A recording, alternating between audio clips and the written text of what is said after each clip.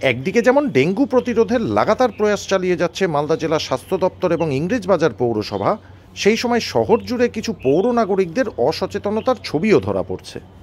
ইংরেজবাজার পৌরসভার অন্তর্গত ২০ নম্বর ওয়ার্ডের সর্বমঙ্গলাপল্লীর ছবি।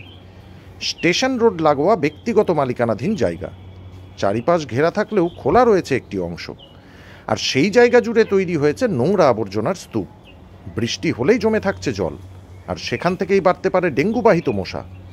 কিছু অসচেতন পৌর নাগরিক সকালে পৌরসভার গাড়িতে বাড়ির আবর্জনা না ফেলে দিচ্ছেন এখানেই, আর এই কারণেই তৈরি হচ্ছে নোংরা আবর্জনার স্তূপ। ভ্রুক্ষেপ নেই সংশ্লিষ্ট জায়গার মালিকেরও। যদিও এই বিষয়ে সংশ্লিষ্ট জায়গার মালিককে জিজ্ঞাসা করা হলে তিনি জানান, ২ মাস আগে তিনি তার জায়গা পরিষ্কার করেছেন, কিন্তু সেই জায়গা আবার নোংরা আবর্জনায় ভর্তি হয়ে পড়েছে। এই জায়গা আপনার, এই জায়গায় যেভাবে নোংরা পড়ছে বা যেভাবে নোংরা হয়ে আছে, এই ডেঙ্গু ছড়াতে পারে, জল জমে থাকছে, প্লাস্টিকে ভর্তি। সেই ক্ষেত্রে আপনার জায়গা, আপনি কি কোনো ব্যবস্থা নেবেন? আমি তো 2 মাস আগে পরিষ্কার করিয়েছিলাম, গাছ টাছ কাটিয়ে দিয়েছিলাম, আবার পাড়ার লোকই এই নোংরাগুলো ফেলে দিচ্ছে, আবার দরকার পড়লে আমি সাফ করা। তো এই জায়গাটা আপনি ঘিরে নিচ্ছেন না কেন? ঘেরা ছিল, এখানে গাড়ি ঢুকছে, ধাক্কা মেরে দিয়েছে। এই তো কদিন আগে ঘেরিয়েছিলাম, আবার ধাক্কা মেরে দিয়েছে। আপনি এর আগে কতদিন আগে কাজ করিয়েছিলেন? 2 মাস আগে।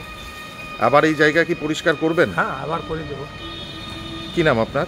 আমার নাম ভগবতী প্রসাদ আগরওয়াল। সেখানে নোংরা ফেলছেন পাড়ারই মানুষজন। তবে প্রশ্ন হলো, তার নিজের জায়গা তিনি সম্পূর্ণ ঘিরে ফেলছেন না কেন? উত্তরে তিনি বলেন, জায়গাটি ঘেরা হয়েছিল, কিন্তু গাড়ির ধাক্কায় প্রাচীরের একটি অংশ ভেঙে গিয়েছে।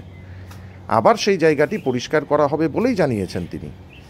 এ বিষয়ে সংশ্লিষ্ট ওয়ার্ডের কাউন্সিলর চৈতালি ঘোষ সরকারকে জিজ্ঞাসা করা হলে তিনি জানান, পৌর আইন অনুযায়ী এই সমস্ত ব্যক্তিদের পৌরসভার তরফ থেকে নোটিশ করা হচ্ছে। আগামী দিনে এর বিরুদ্ধে কড়া ব্যবস্থা নেওয়ার আশ্বাস দিয়েছেন তিনি।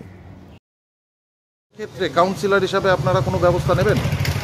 দেখুন, আমরা এগুলো আমাদের যারা ডেঙ্গুর কাজ করছে তারা এগুলো আমাদেরকে রিপোর্ট করছে, এবং সাথে সাথে সেই জায়গার মালিকদেরকে নোটিশও করা হচ্ছে।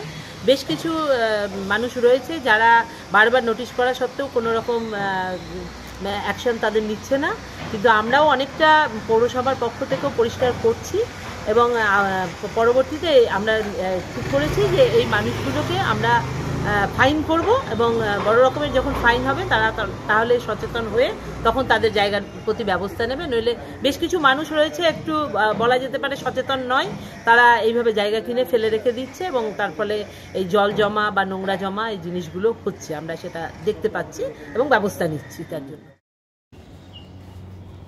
ব্যুরো রিপোর্ট, সংবাদ বাংলা টিভি।